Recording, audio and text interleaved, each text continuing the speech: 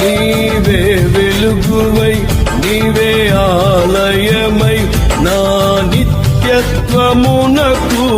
ఆద్యంతమై అమరలోకాన శుద్ధులతో పరిచయమై నన్ను మహిమరచి నేనేమి చేసేదను అమరలోకాన శుద్ధులతో పరిచయమై నన్ను మహిమరచి నేనేమి చేసేదను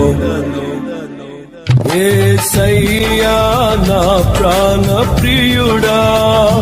మనగలనా నిన్ను వీడి క్షణమైన